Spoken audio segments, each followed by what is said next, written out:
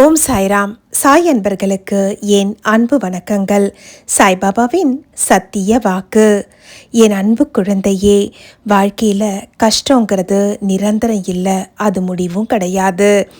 எப்போவுமே சங்கடத்துக்கு பின்னால் சந்தோஷம் காத்திருக்குது அப்படிங்கிறத உணர்வாயாக. வாழ்க்கையில் கஷ்டங்கள் வராத மனிதர்கள் யாருமே கிடையாது.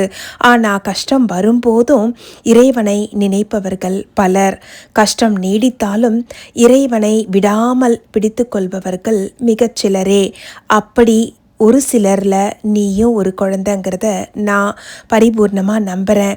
ஏன்னா என்னுடைய குழந்தைகளுடைய வாழ்க்கையில் என்ன நடக்குதுங்கிறத நான் பார்த்துக்கிட்டே தான் இருக்கிறேன். நம்பிக்கைங்கிறத பெருசாக வைக்கக்கூடிய குழந்தைகள் எப்போவுமே எல்லா சூழ்நிலையிலையும் கடவுளை விடுறதில்ல. கடவுள் நம்மளை காப்பாற்றுவாருன்னு நம்புகிறீங்க. இதுக்கு ஒரு சின்ன உதாரணமாக ஒரு கதையை சொல்லணும்னா, ஒரு இளைஞன் அவன் தினமும் மலை உச்சியில் ஒரு சின்ன விளக்கு கொண்டு போய் வைப்பான். அந்த விளக்கு அந்த கிராமத்து மக்களுக்கே இரவில் பார்த்தா வழிகாட்டும். ஒரு நாள் மிகவும் கடுமையாக புயல் வந்தது. மழையும் பெஞ்சுது, காற்று பலமாக வீசுச்சு. கிராமத்தில் இருக்கிறவங்கெல்லாம் சொன்னாங்க, இன்னைக்கு நீ போகாத, விளக்கு எரியாது. ஆனால் அவன் அமைதியாக தன்னுடைய தினப்படி செய்யக்கூடிய கடமையை செய்யறதுக்காக கிளம்பினான். பாதி வழியில் போகும்போதே காற்று இன்னும் பலமாக வீசுச்சு. அவன் மனசில் கொஞ்சம் போல சந்தேகம் வந்தது.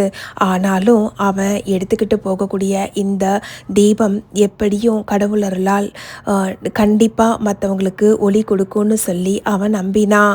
அவன் மலை உச்சியை அடைஞ்ச போது அவன் அதை பார்த்து ஆச்சரியப்பட்டான். ஏன்னா அங்கே ஏற்கனவே ஒரு விளக்கு எரிஞ்சுக்கிட்டு இருந்தது.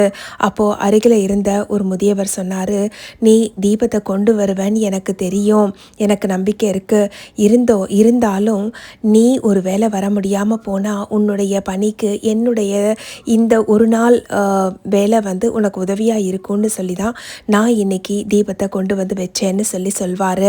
இந்த இடத்துல அந்த முதியவர் இந்த பையனுடைய தினமும் செய்யக்கூடிய இந்த விஷயத்தில் அவன் வைக்கக்கூடிய நம்பிக்கைக்கான ஒரு பரிசு, ஒரு ஊக்கம்னு சொல்லலாம். அந்த முதியவராக செயல்பட்டதும் இறைவனாகவும் இருக்கலாம்.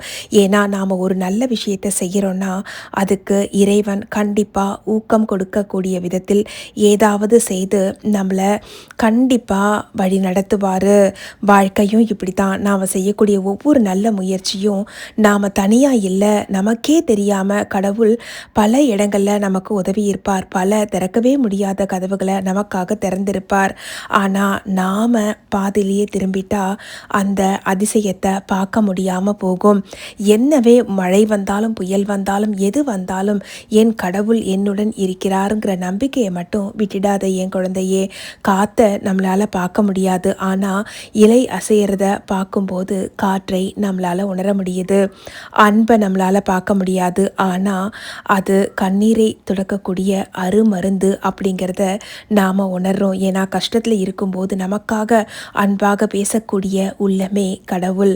அதே போல தான் இறைவனையும் நாம் கண்ணால் பார்க்க முடியாது, நம்மளுடைய அமைதியால் மட்டுமே இறைவனை உணர முடியும். ஒரு நாள் திடீர்னு மனசில் காரணமே இல்லாமல் அமைதி வரும். எல்லாம் சரியாயிடும் அப்படின்னு ஒரு நம்பிக்கை பிறக்கும். அதுதான் இறைவனின் மென்மையான தொடுதல். கஷ்டம் வந்தால் அது தண்டனைன்னு நினைக்காத, அது உன்னை வலிமையாக்கிறதுக்காக வந்திருக்கக்கூடிய பயிற்சின்னு நினச்சிக்கோ. தங்கம் நெருப்பில் தான் சுத்தமாகுது, விதை இருளில் தான் முளைக்கிறது, விடியலும் இரவுக்கு பின்னால் தான் நமக்கு கிடைக்குது. அதுபோல தான் வாழ்க்கையும் இந்த விதிவிலக்கு போலத்தான். இன்றைக்கி உன் கண்ணில் கண்ணீர் இருக்கலாம், நாளை அதே கண்களில் நன்றி உணர்வு இருக்கும். இன்று உன் கை காலியாக இருக்கலாம், நாளைக்கு அதே கை ஆசீர்வாதங்களால் இறைவன் அருளால் நிறைந்து இருக்கும். ஆனால் ஒரே ஒரு நிபந்தனை மட்டும் உனக்காக நான் சொல்கிறேன். எப்பவும் எந்த சூழ்நிலையிலையும் எந்த கஷ்டம் வந்தாலும் இறைவன் மேலே வைக்கக்கூடிய நம்பிக்கையை விட்டுடாத என் குழந்தையே. இறைவனை சந்தேகப்படாது. உனக்காக உன் குரு, உன் சாய், நான் உன்னோடு எப்போதும் இருக்கிறேன். இறைவனை பிரார்த்தனை செய்யறத நிறுத்தாத. உன்னையே நீ நேசிக்க தொடங்கு. எந்த ஒரு சூழ்நிலையிலையும் யாரையும் நீ சாதாரணமாக எடை போடாதே. ஒரு குழந்தை நடக்க கற்றுக்கும் போது பல முறை கீழே விழுந்து எந்திரிக்கும்.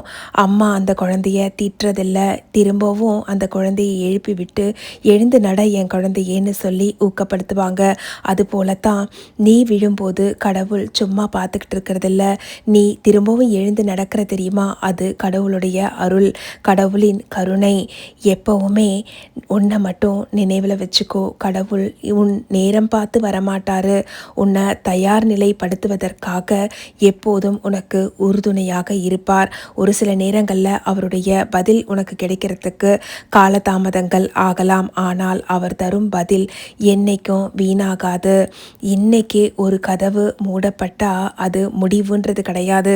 அதுக்கு பின்னால நீ எதிர்பார்க்கவே முடியாத பிரம்மாண்டமான மிகப்பெரிய கதவை உனக்காக அவர் தயார் செய்து கொண்டு இருக்கலாம். அதனால கஷ்டம் வரும்போது நம்பிக்கையை விடாத, தோல்வி வந்தாலும் பிரார்த்தனையை விடாதே, தாமதமாக வந்தாலும் பொறுமையை விடாதே. மனிதர்கள் விலகினாலும் எப்பவுமே கடவுள் உன்னை விட்டு விலகுவது கிடையாது. ஏன்னா இறைவனை பிடித்து கொண்ட கைகளை, அவர்களுடைய வாழ்க்கையை கடவுள் எப்போதும் வெறுமையாக காலியாக அனுப்ப மாட்டார். நல்ல ஒரு சிந்தனையோடு கடவுளை நம்பி எந்த கஷ்டத்திலும் கடவுளை நாம் நினைக்கிறத தவறாமல் அவர் பாதத்தை பிடிச்சிக்கிறவங்களுடைய வாழ்க்கையில் எந்த சங்கடமும் வராமல் கடவுள் காப்பாற்றுவார். இறைவன் மீது வைக்கக்கூடிய நம்பிக்கை நிரந்தரமாக இருக்கட்டும். இன்றைக்கி நீங்கள் சிரிக்க முடியலனாலும் பரவாயில்ல, பிரார்த்தனை செய்கிறத மட்டும் விட்டுடாதீங்க. நம்பிக்கை இருக்கிற இடத்துல வழியும் கிடைக்கும், வழி பிறக்கும். இறைவன் இருக்கும் இடத்தில் நிச்சயமாக அதிசயம் நடக்கும்.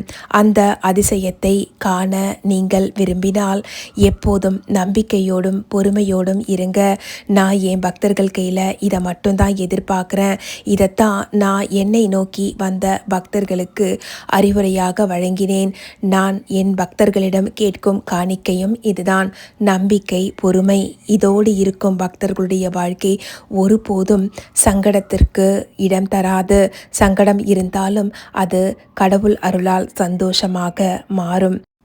இந்த பதிவு உங்களுடைய மனசை தொட்டிருந்தால் இதை இறைவனை நம்பிக்கையுடன் பற்றி கொண்டு வழிபடக்கூடிய பக்தர்களுக்கும் பகிர்ந்து கொள்ளுங்கள். நம்ம சேனல் சாய் சாத்விக் லைஃப் ஸ்டைலில் இது போல் பாபாவின் அற்புதமான ஊக்கம் தரக்கூடிய அருள் உரைகள் உங்களுக்காக காத்திருக்கிறது. இணைந்திருங்கள். Sai Satwik life style. இந்த பதிவு பிடிச்சிருந்ததுன்னா இந்த பதிவுக்கு ஒரு லைக் கொடுங்க. உங்களுடைய உற்சாகமான அந்த லைக் எனக்கு மீண்டும் மீண்டும் பதிவுகளை தருவதற்கு மேலும் உற்சாகப்படுத்தும். இது போன்ற பதிவுகளை நிறைய உங்களுக்காக வழங்க நான் கடமைப்பட்டிருக்கிறேன். சாய்பாபாவின் அருளோடு உங்களுடைய வாழ்க்கையில் இருக்கக்கூடிய அனைத்து கஷ்டங்களும் விலக வேண்டும் என்று நான் மனமாற பிரார்த்தனை செய்து கொள்கிறேன். ஓம் சாயி, ஸ்ரீ சாயி, ஜெய ஜெய சாயி. மற்றும் ஒரு அற்புதமான பதிவோடு உங்கள் அனைவரையும் மீண்டும் சந்திக்கிறேன். நன்றி, வணக்கம். ஓம் ஸ்ரீ சாய்ராம்.